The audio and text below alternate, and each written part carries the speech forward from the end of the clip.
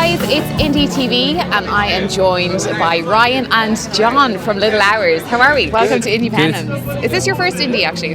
Yeah, it's our first time down here. Cool. And we're going to start from the start in case there's anybody who has never heard of Little Hours or maybe they're just going to stumble upon you for the first time out there. Tell us how it all began with Little Hours.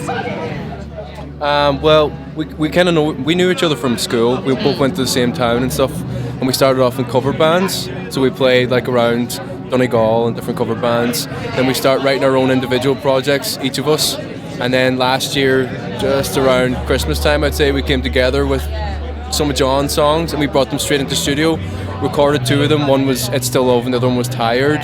And we just released it off our own back, and then things just started kind of kicking off from there, and it's just been going really well since. Deadly. Yeah. And like "It's Still Love," like that's been absolutely massive for you guys. So you wrote it, was it? Yeah. Well, Cool. When you were actually writing it, did you ever think it was going to be as big as it was going to be, or it is? It's still getting loads of radio play. Yeah, it's crazy. No, I never really thought anything of it. I was just writing another song, like, and then we still can't believe the response we've got from radio and from everybody. Yeah, it's been great. The support's been amazing. Cool. And Meteor Choice Prize nominated as well, and you were amongst quite, It was cool weird. people. All the lads, just Hosier and all them. All the lads. Unbelievable. Deadly. And then on the back of your EP, basically at the back of it, you got signed to RCA. Like, how did that feel for you guys? It was just, it was really hard to believe because we only started last March. We literally came up with the name Little Hours while we were in studio. Oh, wow. So to think that basically a year on from that we got signed to RCA it was incredible. It was a bit of a pinch ourselves moment. We played the Pepper Canister. And the guys were there, and we kind of got informed straight away after the gig that there was going to be something coming in from Sony, and we were just like, what is going on? We were thinking, here comes 3 years of like working really hard and doing all that there, but it's just been incredible, like, and we're really fortunate, like, and we're delighted to be doing as well as we are.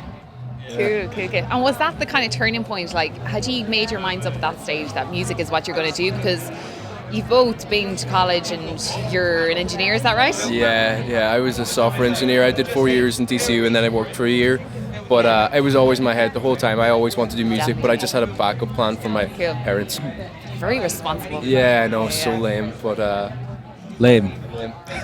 And you were always music. You went to, is it BIM? Yeah, I went to BIM in Dublin to do songwriting. Very good.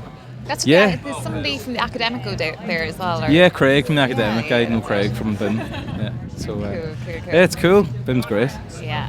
And your latest single, "Tired," and the video from it, was it Stoneface?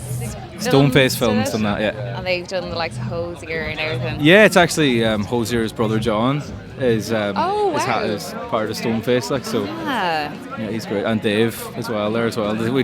We love the work that they did. Like, we were so happy with the video, how it turned out. Explain the actual video. What's the story behind it? Like, did you come up with it, or was it? It was sort of a joint. Yeah, it was a collaboration. Yeah. Well, they kind of came with the idea for it, and we were just like this. They heard the song and they just got it straight away, and then they come up with the video, and we absolutely loved it. Like, they're brilliant at what they do, and it came out really well. Yeah. The song is sort of, it's like a conversation between two people in a relationship that's kind of ending, like, and whereas at the start we're thinking of a video like, let's put two people there, like two young people, like, in a relationship, and we thought it'd be so much worse if they were slightly older, like, so that's it was just whenever that moment happened, I think it sort of all clicked together. Then it was really happy how it came out. Cool. And going back then to the actual EP, is it somebody's family member did the artwork for it?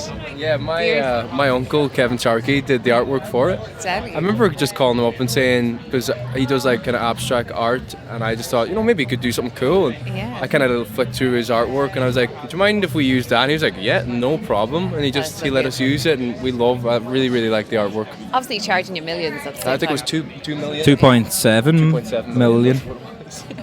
And speaking of family, do your families come to your gigs? Do they come to the festival? Our families have kind of disowned us since Ryan left the job and I left college. Our parents have just been like, "You're out," like, so. You're such brats. No, our parents are unbelievable. Like, that's where, we get. They come to all the gigs and they shout really loud and embarrass us and stuff. The usual. Brilliant. Yeah. Brilliant. They stand at the front, and after every song, I'm like, was that all right? Okay. And they're just like, Did you wear clean underwear? No. no, she was like, Mum was actually there with the clean underwear before the gig. Oh my God. She's like, there you go. Right, I think we need to go on to the next topic. So you've been gigging the crap out of it lately, you know, with between sports slots and your own gigs. Any highlight or any highlights?